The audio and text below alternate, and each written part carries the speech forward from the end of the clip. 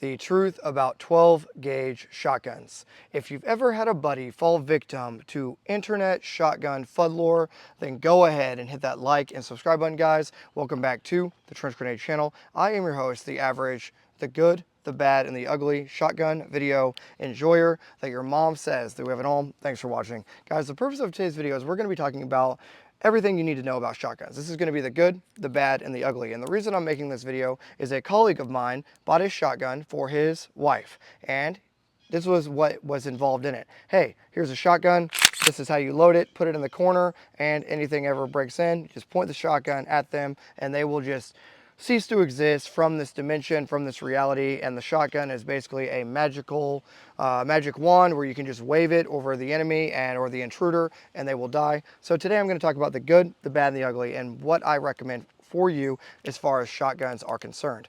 At this point of the video, all I want you to do is hit the like button. Hit the like button. It helps out more than you know. I am collecting your likes for greater use, for a further mission, and for a further cause. So hit the like button. Comment down below what your thoughts are on shotguns. Do you like pump guns? Do you like semi-automatic guns? Do you use them at all, or are you just fully transitioned?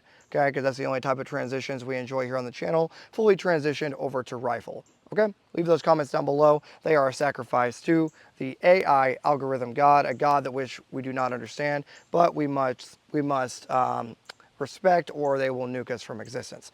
Okay, so what is this? This is a Beretta 1301 from Langdon Tactical. And what you're going to notice about this 12 gauge Beretta right away is that there is literal duct tape or 100-mile-an-hour tape on the front of this gun. And now what you might be wondering is why? Why is there duct tape on the front of this gun? Well, that's going to bring us into the first point on this video. So the way I want to structure this discussion today is we're going to talk about all the bad stuff, and then we'll talk about all the good stuff, and then we'll talk about my final thoughts. So the reason why there is duct tape or 100-mile-an-hour tape on the front of this gun is long-term durability. This shotgun has around 6,000 shells of double-aught buckshot. All that means is every time you pull the trigger, a roughly 32 caliber projectile will fall. 9 of them will fly out of the gun all at the same time with a very high muzzle velocity, thus giving you the killing capability for your Minecraft server for shotguns. Now, this gun, having been shot over 6,000 times, roughly 3,000 to 4,000 times on camera on the channel over the past couple of years, everything that you're seeing on this gun has attempted to jettison itself from orbit over that period of time. Let's just go tip to butt. This gun has an empty chamber with a loaded magazine tube, so don't worry about all that.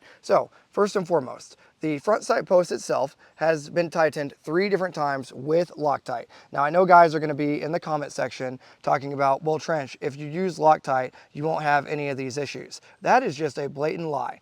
Everything on shotguns comes loose eventually if you actually use them. Go watch a TFB TV, James Reed video. He's jettisoning stuff all over the range. Go ask the guys at Thunder Ranch what their experiences have been with shotguns. They will tell you that guys don't Loctite stuff down, they don't tighten stuff down, and everything you put on the gun will eventually come off unless you have routine maintenance and checks. So front sight post has been tightened at least 3 times. Moving back from there, any light you put on a shotgun, you might want to Loctite on there. But what happens is guys get indecisive from gun to gun to gun. They end up pulling lights off, putting them on a different project, whatever.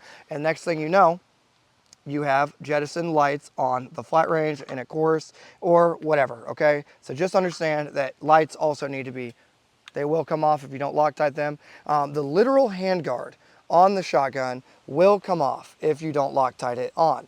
Now, that can be a problem because when Langdon Tactical tells you that you're outside of their warranty expectation or warranty window, and you have a small YouTube channel and you shoot the shit out of your shotgun and the foregrip, the Zukov foregrip, no longer wants to stay in place, well, you do what any paratrooper would do. You go get some 100-mile-an-hour tape or duct tape, you wrap it twice for good measure, and guess what? Now this gun is back to 100% where we need it to be with a little bit of 100-mile-an-hour tape, okay? So yes, even the literal fore end of the gun has come off. Sling swivels will come off. Yep, moving back from there, the Velcro will heat up over time and it will literally, you can see this adhesive, okay? Of course, it's not going to do it now, but you will have to literally replace the adhesive over time. This Picatinny comes loose every 1,000 shells, even with Loctite, because all I shoot is full power double-aught buck. Yes, it's very expensive, but even this rear Picatinny area has come loose multiple times. That's why I don't recommend red dots on shotguns. Even if you Loctite it on, it will eventually jettison itself from existence. The S-Tac side saddles wear out over time, so there's just another thing that breaks. The literal magazine tube spring will wear out over time, so there's another thing that breaks. This rear sight ghost ring sight that you're seeing right here, this thing has come loose multiple times, even with Loctite. You might be able to see where the paint has worn out on the base there from it sliding to the left and right, but yes, even that has worn out. What else? That is like the vast majority of the stuff. But the point is, for a novice to just hand a shotgun, okay, say, you know, this gun is unloaded, but say you were to chamber up a shell, right, and just hand it to your spouse and say, hey, the safety's right here, good luck, probably not the best move, right? Next thing I want to talk about is the right load. If you got this far, leave a combat llama and a hammer emoji down below because we are hammering hopes and dreams today. Let's talk about the right load. Now, get your mind in the right orientation, the right load. Guys will put birdshot in their home defense shotgun. That's probably not a good look. And people will try to do what's called a candy cane load. So they'll have birdshot, birdshot, buckshot, buckshot, slug, slug in a reverse order, right? So the dude breaks in, they hammer him twice with birdshot, hammer him twice with buckshot, hammer him twice with slugs. That is stupid. Lethal options are lethal options. If I'm gonna shoot you, I'm gonna fucking shoot you. I'm gonna shoot you with double-aught buckshot. So do not load your shotgun with birdshot. It's not non-lethal, but it is not lethal enough for home defense purposes, if that makes sense. Double-aught buckshot or number 4 buckshot are your best friend. I do not recommend slugs in a home defense shotgun unless you want to ventilate your entire house, your truck, your neighbor's house, and then the next neighbor's house, and little Timmy 14 houses down. So do not load your shotgun with slugs. So that is the number 2 issue I have with shotguns, is guys load it with the wrong loading. Number 3, even when guys load it with buckshot, they load it with this right here. Now, this is a perfect example of what not to do. This is a cellular and below double-aught buckshot. And what you're noticing is this is a European load that has a massive lip on the end of it. American ammunition, I'll show you right now, okay? American ammunition is true to spec 2 3/4. So if you see this, I'll kind of show you guys here. If you see the difference, and these are both advertised as 2 3/4 inch shells. Hopefully that's coming across for you. This will only allow certain shotguns to get 5 to 6 shells, even if they're advertised to 7, okay? Due to it being false advertising and it having a very large crimp on the end of the shell. The guys that are not in the know are going out and they're buying 2 3/4 inch, which is what they should be buying, double-aught buckshot, but if you buy it from the wrong manufacturer, specifically a European manufacturer, you will get what is happening right here, a significant lip increase, right, on that shell. Now, that is going to lead to you having less, as I put this, this is some stuff that I recommend. Double-aught buck defense. I don't know what brand. It's like Barnes or something, right? Double-aught buck Barnes. Defense loads is what I use. Okay, but what happens is guys go out and they think they're buying the right double-aught buck, 12 gauge, 2 3/4, but European loadings will have that lip. So you just have to be kind of in the know and understand what you're buying when you're getting into shotguns. So that's last thing I want to discuss. That is a major negative. Keeping these things fed. Now, typically what courses will teach is shoot until the threat is no longer a threat, or shoot to, load to, reassess. All that simply means is you will shoot the bad guy twice. If they're no longer a threat, begin loading to right away and cover. The reason why that guys teach shoot to, load to as much as physically possible is this thing is a hungry, hungry hippo, and it will go black on ammo on you very quickly. So I recommend S-Tac side saddles, and I recommend shoot to, load to. Now, I want to transition into the good, but all those negatives out of the way. What I'm telling you is this gun, even though it is a semi-automatic shotgun, it will fire as fast as you pull the trigger. Even though it's a slightly less recoil than a regular pump gun, I would never hand this to Nighthawk and say, good luck. Because she is going to hate her life trying to keep it fed, trying to keep it running. This is not for the common man. This is for an expert. And that is why I wanted to make this video, because guys will buy a shotgun, hand it to their wife, hand it to their girlfriend, or use it themselves and you ask them, how many shells, how many courses, how much training, how much dry fire have you had with your shotgun? And they will say literally 50 shells or less, right? I know guys with 0 shells through their shotguns, and that's their home defense gun. That's a problem, and that's why I'm making this video, okay? So let's transition to the good. The good thing is about the shotgun that if you understand and if you are an expert with the shotgun, you might be the most deadly guy in your Minecraft server within 100 meters or with, I would say within 100-meter engagement distance. You win the Minecraft server, you win the trench, you win whatever area you're trying to assault or defend. If you're an expert, right? Emphasis on expert, because like I said, feeding them takes a lot of skill, more skill than it would to be to run an AR-15. Faster, the follow-up shots are slower compared to an AR-15.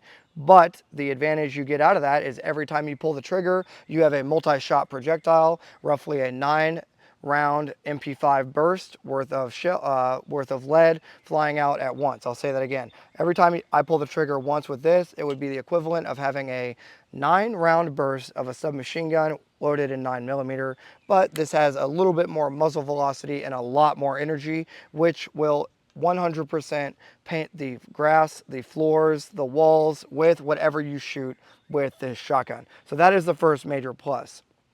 I want to talk about something real quick, because there's going to be guys that are hating on this video, that are like, this guy doesn't know. First of all, I shoot a lot of shotguns, but I want you guys to comment down below if you've ever attended a course, a tactical shotgun course, fighting shotgun course, whatever, shotgun 101, and you spent 3 to 4 days shooting nothing but double-aught buck, even if it was, or 12 gauge, even if it was just birdshot or double-aught buck, doesn't matter. And let me know how your thumb and how your fingers and how your shoulder felt at the end of that. Now, I get it. Most engagements aren't going to be 3 days worth of shooting, but what if? What if you're using this for Minuteman purposes? You need to understand the ins and outs of the gun, right? And that's just goes into, this is an expert's gun, not a layman's gun. I would rather you have an AR-15 with a red dot and a white light than a shotgun for, I would say, probably 85% of you. I would rather you just go buy a good BCM, Daniel Defense, Sons of Liberty Gunworks, you name it. Go out, buy a good AR-15, you know, get a 12.5-inch barrel, pistol, whatever, put a red dot, put a white light in a sling, and you're ready to rock and roll. The vast majority of you aren't dry firing enough, aren't training enough, aren't attending enough courses, and aren't shooting enough with the shotguns to actually be able to justify you using it in a long-term gunfight, okay? So, talked a lot about negatives, right? At the end of the day, and I believe Clint Smith said this, at the right range, with the right load, with the right shotgun, you will physically remove a person from this earth faster than pretty much any other weapon system, other than like a 50 caliber BMG, right? You're up there with 308, you know, instant incapacitation energies with a shotgun. When military and law enforcement use double-aught buckshot to put down suspects or put down bad guys, they drop instantly at the right range with the right load, with the right shotgun and the right shotgunner. They are out of the fight almost instantly. Even wearing body armor, you punch somebody a couple times with double-aught buck and they're going to be having a really bad day. So don't take this video as all negative and saying that you shouldn't use a shotgun. What I'm saying is a shotgun is an expert's weapon.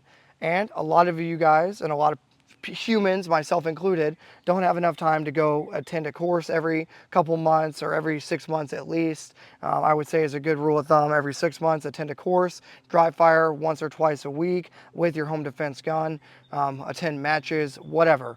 A lot of guys aren't obviously attending matches with a shotgun, so that's just one less time that they'll be able to use it. So at the end of the day, I'm not telling you to not use a shotgun. That's not what I'm saying. I'm not saying that I don't like shotguns. I do like shotguns. What I'm saying is they are an expert's tool and they should be treated as such. It shouldn't be the old days of, oh, just buy a shotgun and put it in the corner and you'll be good. And if anyone ever breaks in, pump it and blast away. I would say that is very bad advice. I would encourage you, if you're that guy saying that, go buy a rifle. Get a rifle, right, in Minecraft for video game purposes. Get a rifle and you will be better off the vast majority of you will be better off using a rifle rather than a shotgun unless you're going to commit your entire personality to it, similar to how I did earlier on in this channel. If you guys go back, it's like hundreds of videos, all you'll see is me on the range in a silly balaclava and full kit, magazine tube after magazine tube full of buckshot on steel targets and on paper, training and patterning my shotgun and doing all of that and understanding the holds and patterns and how my shotgun performs at varying distances. So I made this gun my entire personality for a long time, thus becoming I guess, self-certified expert with, with shotguns, okay? So unless you're going to train to that extent and make the gun your, I guess, your entire online personality, I recommend a rifle, okay? Now let me know if you got this far. Are you a expert shotgunner or are you a rifleman? And it's okay to be either. It doesn't matter. But what does matter is dry firing, physical training, live fire training, and making sure you're attending courses and getting out and actually testing your abilities with whatever gun you do choose to use. Okay, with all that being said, guys, at the end of the day, shoot whatever you're going to shoot. Join the Patreon if you want. It's $5 a month. It gets you access to our closed Discord server where you can find buddies to train with, game with, stay up late, and talk about why shotguns are awesome or horrible or whatever. Yeah. Thanks for supporting the channel. If you got this far, hit the like button and leave a money emoji or a gold medal emoji because you are going to drop a lot of money in shotgun shells training on this gun in double aught buck. If you want to become proficient and become an expert with shotguns, you're going to spend a lot of money doing so. Thanks for being here, and until next time, this is going to be Trench Grenade, your average 12 gauge shotgun enjoyer that your mom says that we have at home. Thanks for watching.